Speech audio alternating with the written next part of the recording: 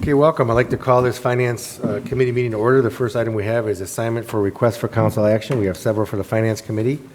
We have 21-190, transfer request parking fund, 21-191, budget amendments, 21-192, increased expenditure, Litchfield heating, PO number 2021-1345, 21-193, expenditure of $15,000, Wolff Brothers Supply Service Department, 21-194, consent to Walter Haverfield regarding CIC Liberty View Development Project, 21-195, fair market value estimates for Westsmith Reconstruction Project, 21-186, Grant Office of Criminal Justice Services, Body Worn Cameras PD, 21-197, Grant Bureau of Justice Assistance, Bulletproof Vest PD, 21-198, Income Tax Reallocation to be discussed at the final budget meeting, 21-199, approved lease extension for Williams Scotsman Inc. Municipal Court, 21-200, 410 East Smith Road, discussion. The first item we have to discuss here is 21-169, adopt cybersecurity incident response policy. And I believe Mr. Rose has additional information on this, and you want to table this to the next meeting? That is correct. I want to have a chance to review it with Darren and the law director before we bring it to council. Okay. 21-189, expenditure for flock camera system, police and service departments. Chief Kinney. Thank you, Mr. President. This is a joint project between the police department and the service department. This is for our license plate reader program for 10 cameras placed throughout the city. This is to replace an old, outdated, existing LPR program that we had that was not very successful because they weren't networked to other cameras, so this system will be.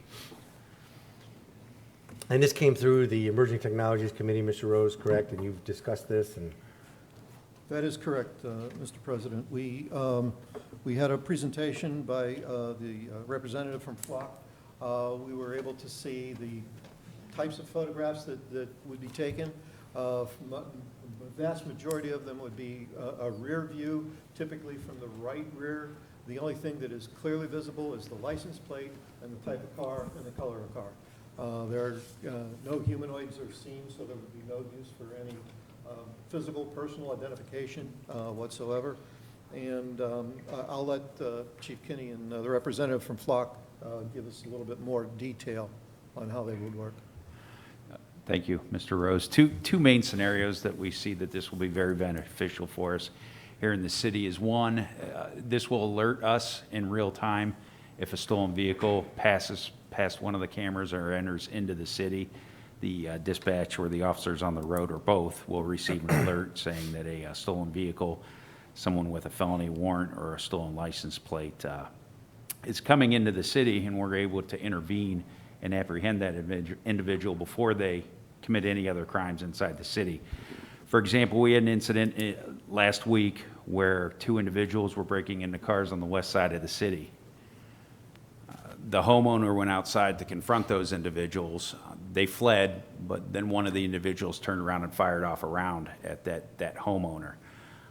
This is following an MO that we've been dealing with for the past 2 years, where people will be coming down typically from Cleveland, and they drive down in a stolen vehicle, and then they go into the neighborhoods, drop off several people out of the stolen vehicle, and they go through the neighborhoods, steal things out of unlocked cars, and on several occasions have actually stolen vehicles where they've left the keys or key fobs inside the vehicles.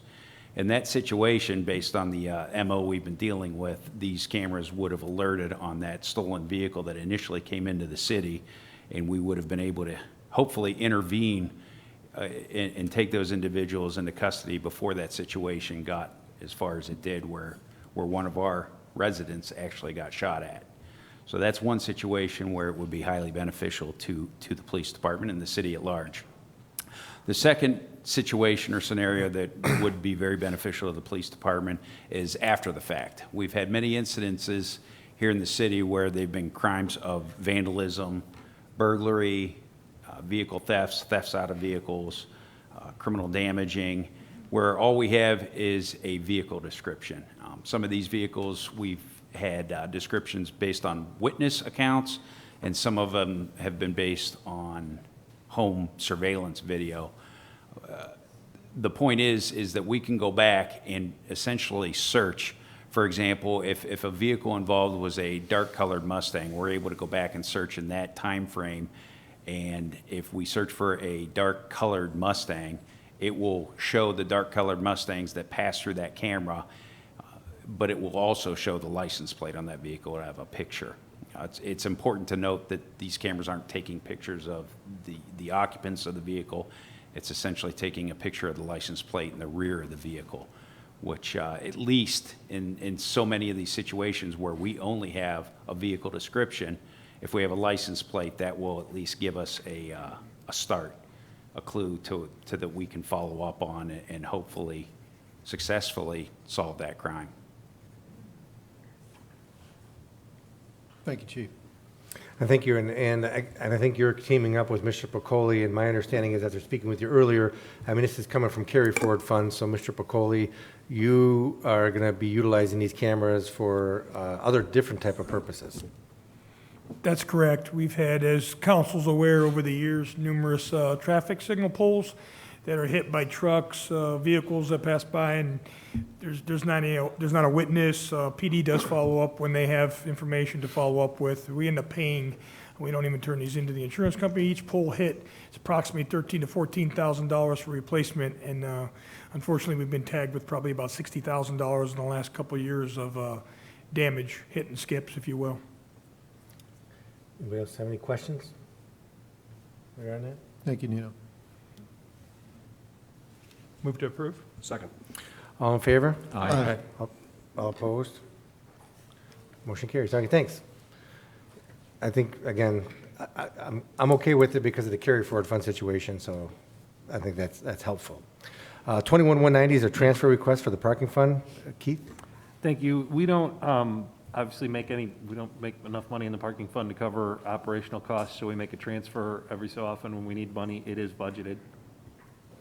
Questions? Move to approve. Second. All in favor? Aye. All opposed? Motion carries. 21-191 are budget amendments. I think we have, 21-036, RETA overhead costs and muni court grants. Keith? It's what it says. The RETA overhead's running a little high. That's mostly that's a good thing. That's because our collections are high. And then the grant that we get for the court, we need adjustments to cover that. Questions? Move to approve. Second. All in favor? Aye. Opposed? Motion carries. 21-182, increase expenditure for Litchfield heating, PO number 2021-1345. Mr. Picoli. Thank you, Mr. President. So as the council's aware, we replaced the HVAC unit. The follow-up phase 2 was the VAV boxes, which are, I believe stands for variable air volume, Dan, control boxes for the flow of air. And respectively, I believe there's 40 to 42 of these boxes need to be installed. So Dan was gracious enough to do the pilot program, did 2 over in community development area. Based on that, we were able to determine what the needs were for accessories and parts, which we thought was going to be around $500 for each run. Since that time, we had initial PO with Litchfield Heating for $10,000. I think we have close to 5 boxes in, Dan, with him. So we're finding the runs are a little longer. So each box, depending on placement and not being able to get into the ceiling prior and evaluating, as each box being removed, the old one, and installing the new, it's taken a little bit more time. So we need to increase this. I'm asking to increase the original PO by another $20,000. Item number 7 will be for Wolff Brothers. That'll be for the accessories. We did learn, I was speaking with Keith and Lori in Finance, that from the previous year, we have $14,122.97 of CARES funds. So that needs to be encumbered by the end of the year, Keith, am I correct? So rather than the extra funding coming from public buildings and going into the Litchfield PO, we could deduct the $14,000 that is necessary to spend by the year end, and then the balance would come out of public buildings with the understanding, I'm hopeful, that we would reimburse public buildings with the American CARES Plan funding. Okay. Questions? Move to approve. Second. All in favor? Aye. Opposed? Motion carries. you.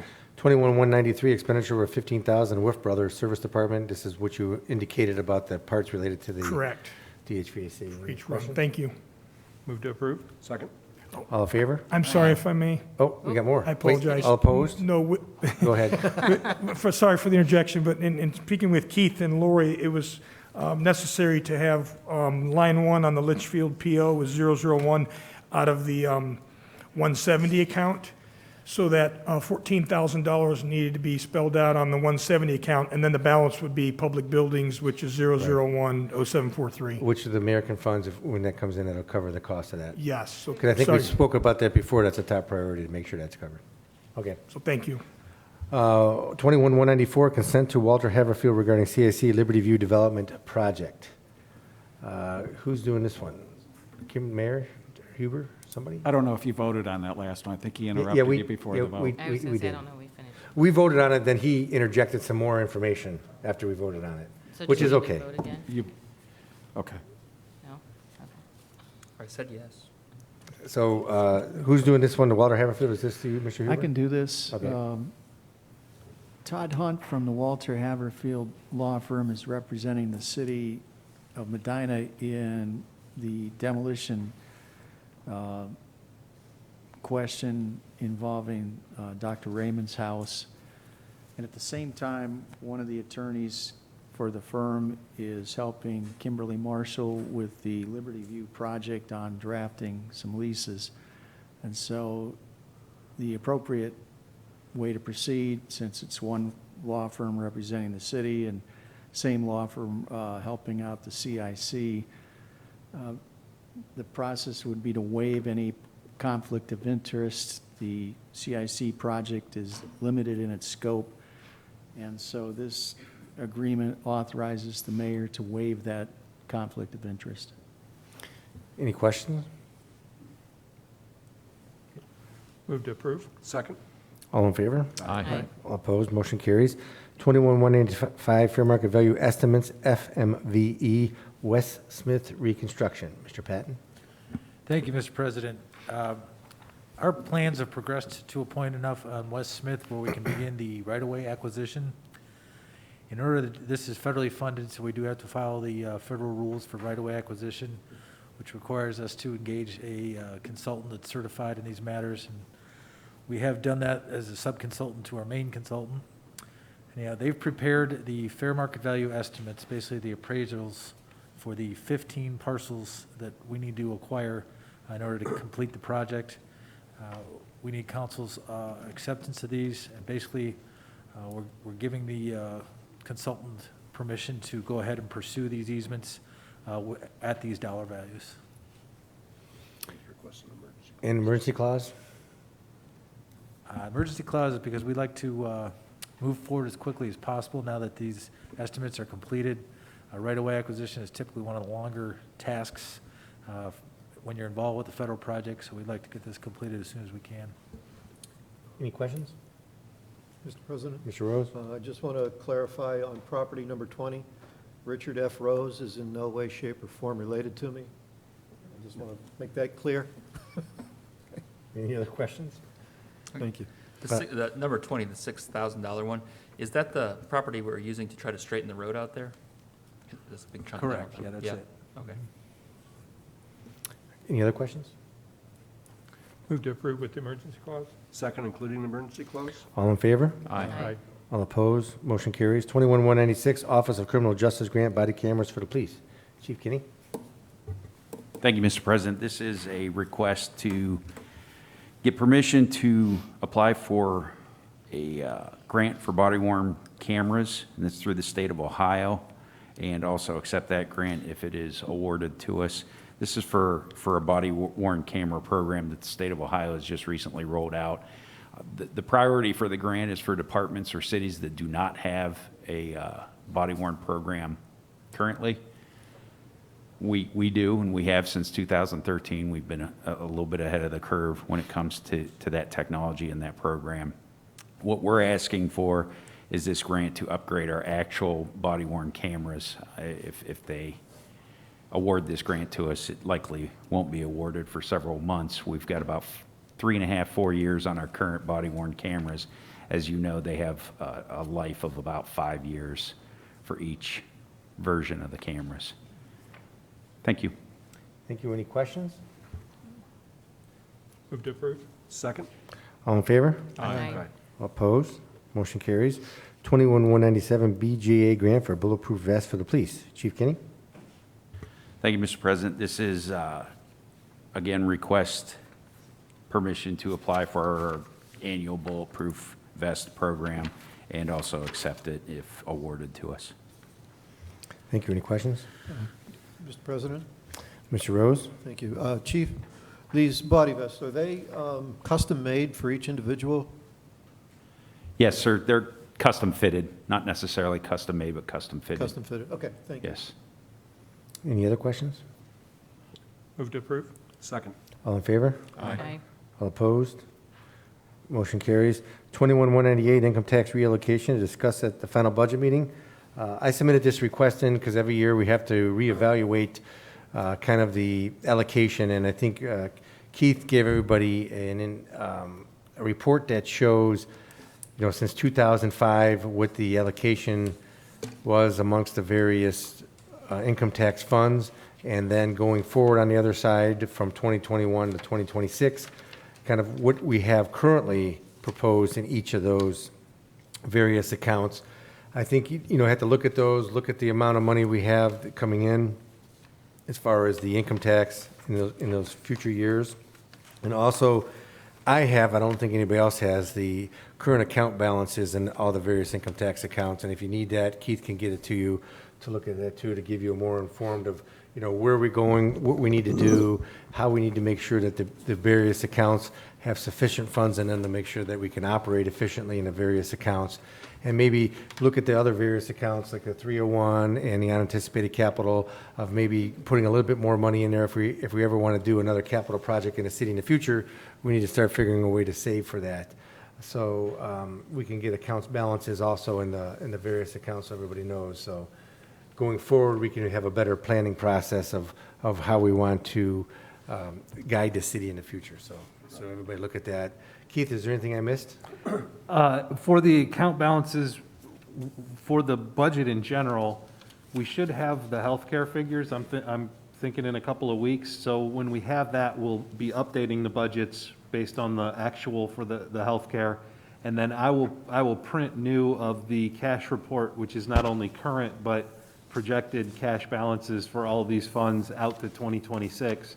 So when we talk about what we want to do with the income tax, you'll be able to look at that, and it'll be updated with whatever that healthcare number is. And, right, I gave you this. The history on the allocation goes back to '05. For those of you who didn't already catch this, that's essentially when the current tax took effect, because it passed in '03, took effect in '04, but '04 was a partial collection year because in '04, the first couple of months, you're still collecting based on the prior year's rate, and then the April returns, you're still based on the prior year's rate. So '05 was really the first full year of collections at the current rate, and so this goes all the way back to that. And then the other thing, and I'd mentioned this to you, John, but when we changed it a while ago, the change effective in 2023, where we put the rec center money back, we decreased rec center by 5%, we increased general fund by 5.5%. So starting in 2023, we're allocating 100.5% of the income tax, which we can't do that. We can only allocate 100% of it. So we've got to make some adjustment to reduce that 0.5% out. True, but as I told you before, we try to give 110% here. Well, we can try, but Right to see. Okay, no, we understand that. Anybody have any questions? All right, we'll work on that, and as soon as you get that information, if you can give it to us, that'd be great. 21-199, extend lease for William Scotsman Municipal Court Outbuilding. I think this is kind of self-explanatory. I don't see Cindy out there, but I think that they're just trying to extend it. The lease expires October 22nd, 2021. They're asking for the emergency clause because of that. I guess this covers the one little building out in front of the court. And it's pending the law director's approval on the form of the contract, which I believe, Mr. Huber, you haven't reviewed yet? I've seen the old lease. I anticipate it'll be pretty similar, but I haven't seen this one exactly. So we'll make the motion subject to his approval. I'll make a motion, move to approve with the emergency clause subject to final approval of the law director. Second, including emergency clause and the law director's approval. Any other comments or questions? All in favor? Aye. All opposed? Motion carries. 21200, 410 East Smith Road, discussion item. I'm not sure, Mayor? Thank you, Mr. President. Joining us are Tom O'Connell from Habitat and Skip Sipos from Medina Metropolitan Housing. So for council's benefit, 410 East Smith is the backside of the Bennett Lumber property that we've been just using for storage and equipment and not really using it for a whole lot. Tom and Skip were talking with Medina Supply about taking the eastern portion of their property if they were willing to sell it, and it was about 1.9 acres, and let me find my notes here for you. They figured that they could do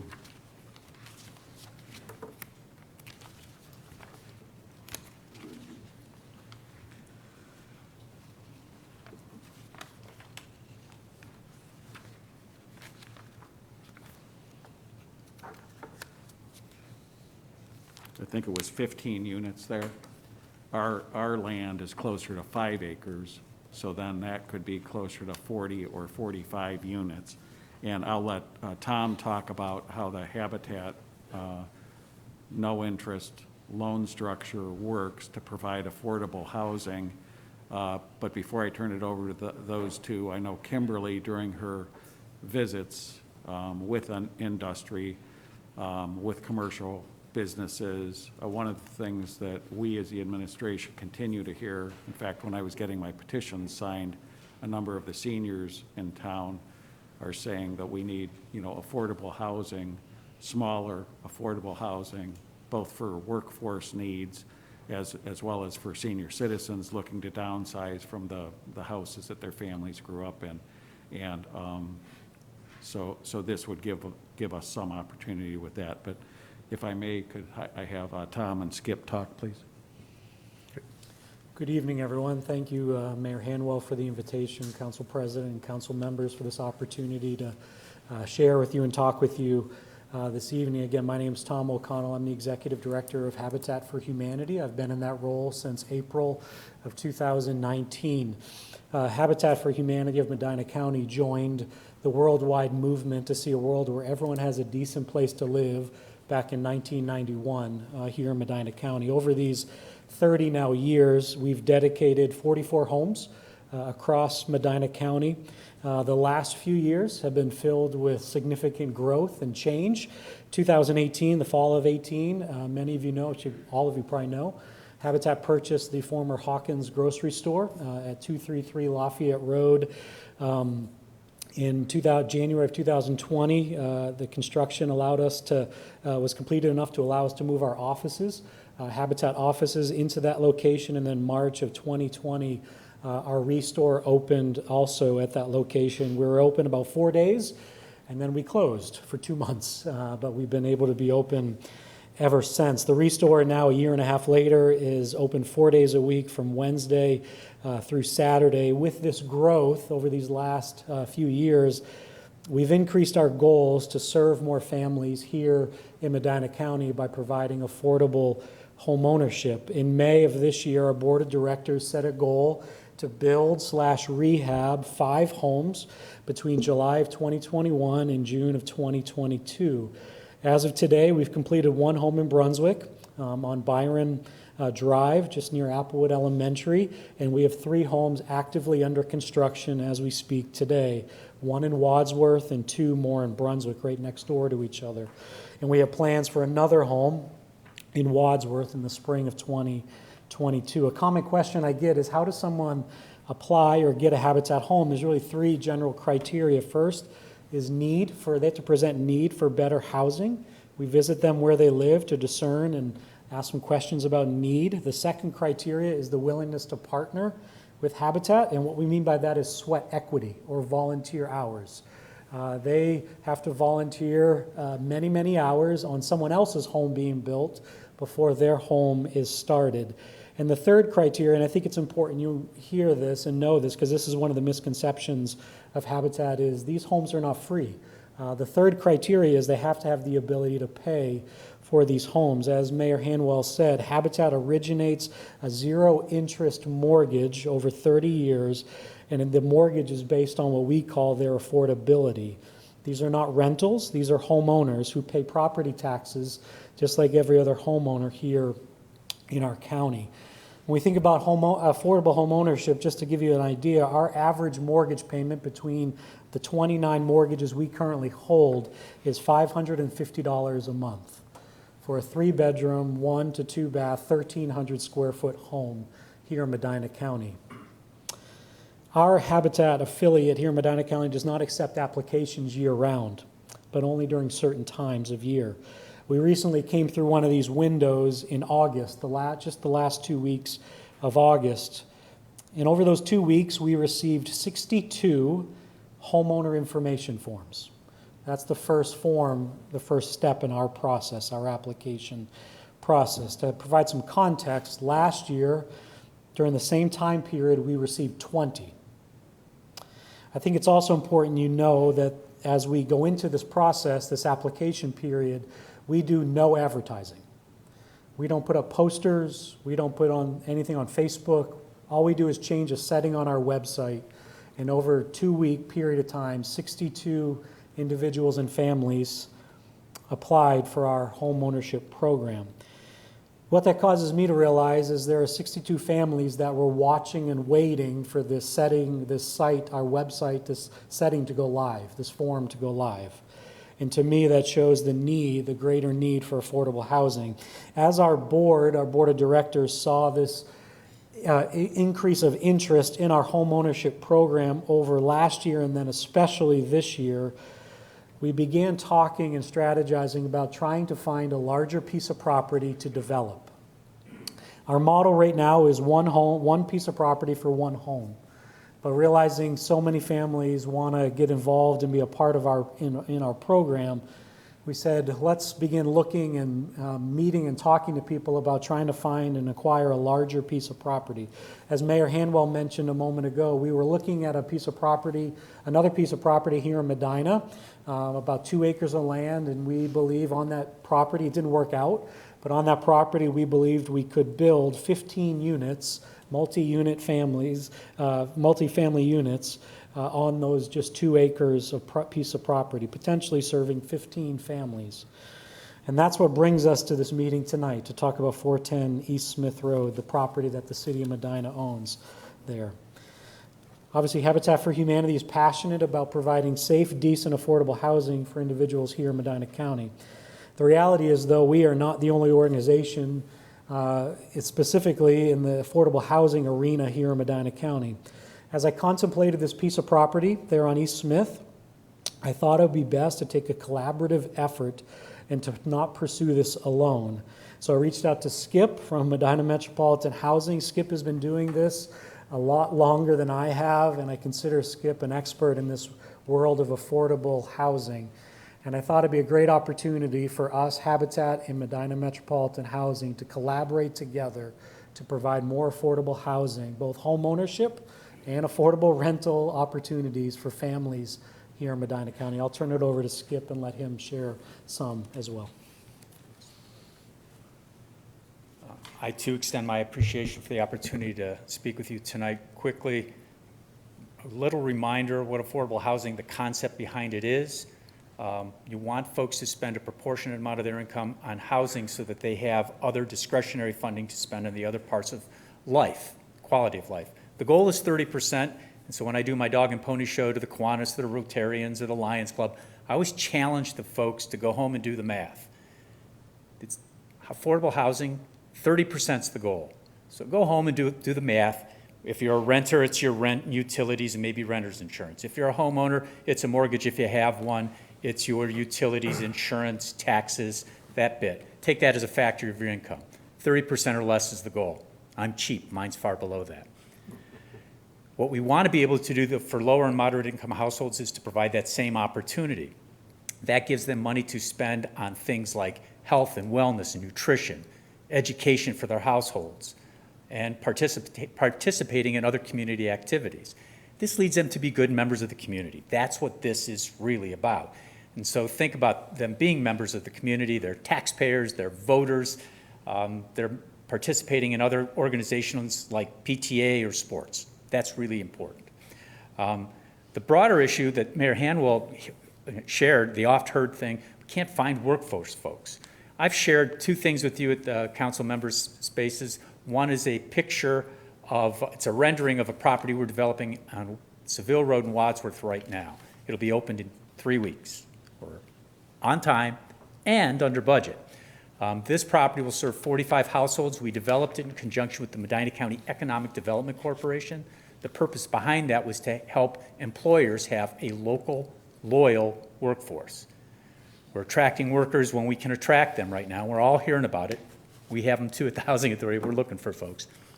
But when those people are part of the community, they stay with those employers longer. Absences, turnover, that's disruptive to the business cycle. Having affordable housing units in your community strengthens the community. What Tom talked about was addressing the affordable home ownership opportunity, doing affordable rental housing on the site that we're talking about. Quick review, looks like we could provide put together an application for funding to the Ohio Housing Finance Agency. Council should know in Ward 4, Mr. Shields' ward, on High Point Boulevard, there's one property that the Housing Authority was able to secure funding for, new construction. We did the same in Brunswick. The other picture that I provided you with is one of the properties called Southwick Manor. That's a senior development. I provide those so that you can see the quality of the architectural work that's done for affordable housing. Oftentimes the stigma is attached that it's not necessarily attractive. I think anyone would find both of those properties, including the one on High Point Boulevard here in your city, to be very attractive.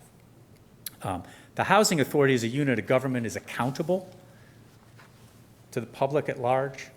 That means it's not some developer from Columbus who comes in and does something and then you can't get them on the phone if there's an issue. If there's an issue with a property that the Housing Authority runs, I can assure you that publicly appointed Board of Commissioners will chew on a certain part of my anatomy and make sure that the proper problems get fixed. If there's a snow plowing issue in the neighborhood where South Court Villas is, it's around the corner from the mayor's house, we make sure that gets corrected right away. That's the beauty of the accountability of us being a government entity. We believe that this site would be very competitive. I will tell you the Ohio Housing Finance Agency tax credit program is very competitive. A quick review looks like it would support 55 units of our housing and a certain number of units of Habitat houses. We believe it would compete extremely well. That application would have to happen in February of '22 if we were to go forward and try to get something built in '23. That's the timing of the cycle. That's why we wanted to get on your agenda now to see what the appetite might be from council and the administration for affordable housing and development. I also want to make sure that I point out that this is an economic development engine. New construction provides temporary jobs in the community. It provides business opportunities for our vendors and our suppliers here in the county, and oftentimes subcontractors. We push our general contractors to employ local folks. Jeans, as a matter of fact, was the HVAC contractor on the South Court Villas development. This would be a family development if we went forward as we're considering it. These folks are going to pay property taxes, or they're going to pay income taxes. We're going to make sure that there are property tax equivalents paid so the schools aren't going to be hit with no income or no taxes from the property. And then remember, these people are spending money. People spend their discretionary money in a 3 to 5 mile radius of their home. There's sales taxes involved. That's opportunities for those businesses to thrive. The additional tax benefits are really significant in all of this. It's the location of this property that really makes this a competitive application if we were to proceed. And that's why I want council and the administration to give this as much thought as they can. We're happy to entertain questions if folks have any now. If not, happy to get back to you at another time. Thanks for the information. I guess I just want to make one clarification. So you need to have an answer or from council by February of 2022 is what I heard you say. That's when the application to the Ohio Housing Finance Agency would be due in the funding round for calendar year 2022, yes. Okay, because I think this will be a public properties issue that probably has to come through public property since it's a city-owned piece of property, and I think there's zoning issues related to it. that we'd have to look at. Correct. Also, and we probably want public input, so I think, Jim, you'd probably want to set a meeting up probably this year, or starting this year, to get, ideas and to try to get some input of public. And I think this is going to be in Ward, is Ward 2 covered that far down, or is that in Ward 3? It's Ward 3. That is Ward 3. On that side of the street it is. That side of the street is Ward 3, so I'm sure the Ward 3 would have to be involved to make a determination, and some discussion have to be had regarding the use of the land and stuff. You make a good argument, and you make a good presentation of the need associated with it, so I think we have to take it to the next step and get the input. That's our job, so. But, John, I think also, if the property is to be transferred, it probably needs to be appraised. That's going to take some time. We need to look at the procedure. I don't know whether, traditionally, public-owned land is bid. So we need to talk through how we're going to do this. Might need to use the CIC, I'm not sure. well, I guess the other question is it, you're a quasi-governmental entity too, or both of you are? We're a political subdivision of the state of So Ohio. I think we may be able just to transfer to another political subdivision without any effort appraisal. We have to look at that. We have to look at what Right, we've got to look at it. the determination would be, but that may be a possibility, of course, to do that. So I think the next step would be, Jim, to probably try to schedule something just to get a kind of a kickoff to start talking about this, so we can make a determination of how we want to proceed and what the public views about doing this too. So, any other questions? Mr. Lamb? Thanks for the presentation. You clearly have addressed the issues involved, not just the benefit of it, but the need, the need of the housing.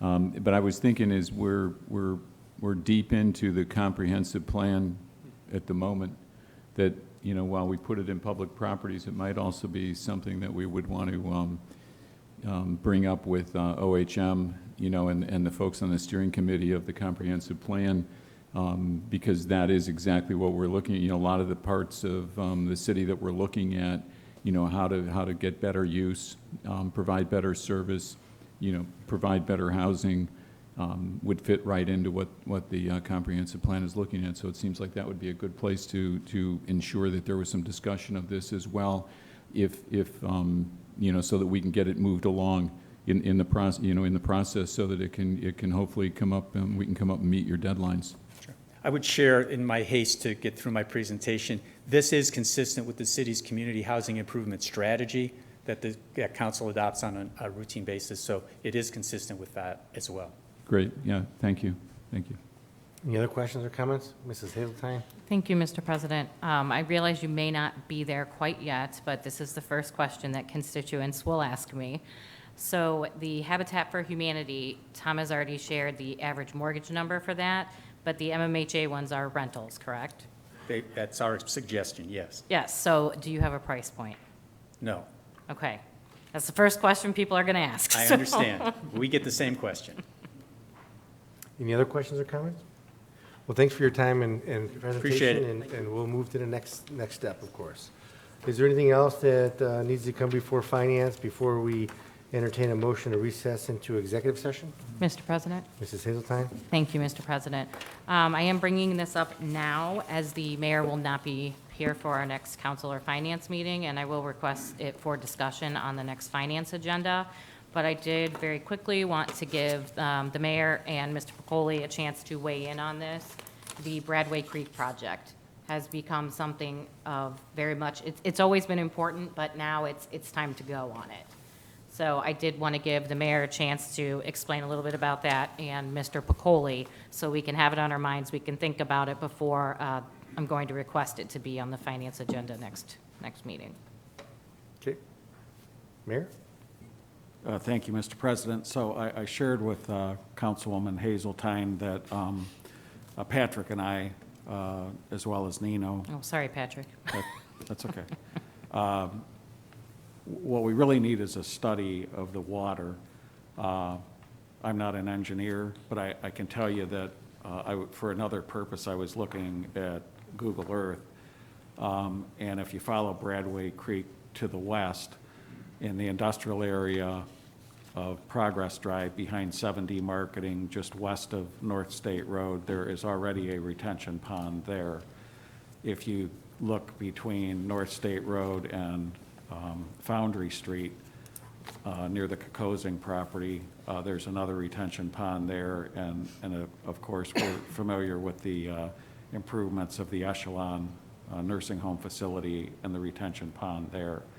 So that's 3 different water retention units that if the city could either partner with them or get either a lease or an easement or something to expand those. Patrick schooled me on this. It's not a matter of being deeper to hold more water. It's a matter of being larger so that it can temper the control. It will hold more water, but not necessarily deep, because you don't want it to stay there forever. You just want to control the release of it so that we're not flooding backyards along Bradway Street, along West Union Street, and then further east as it goes. And the 2 culverts that we're doing, culvert improvements, we already did Harmony, we're doing Spring Grove, and we're doing Broadway Street. Those will enhance the movement of the water, but we have to make sure that before that not so much water is being dispersed that it's affecting the people's houses and basements and whatnot, which it's happening more and more frequently now. It doesn't seem like we get a normal rain. We're getting these, 100-year rains like a couple times a month.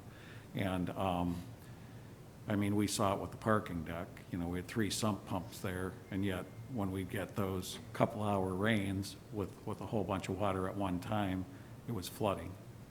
Now we have the infrastructure going in to improve that, but this is another infrastructure that we've known about for years. When we talked about the American Rescue Plan, we looked at opportunities to not just do quick fixes of things, but things that would have a lasting impact.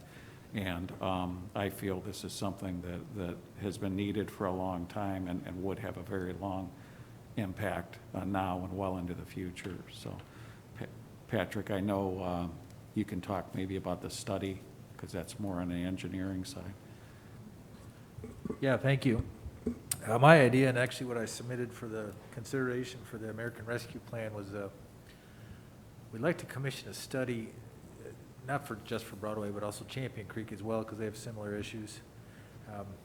So much of these parts of town were built before the city required detention as part of a project development. And unfortunately, there's no easy spaces just to drop retention in. But we have identified some possible locations, as the mayor mentioned. We'd like to look at, first of all, what's it going to cost to do that, and more than that, what is the benefit for each one of those?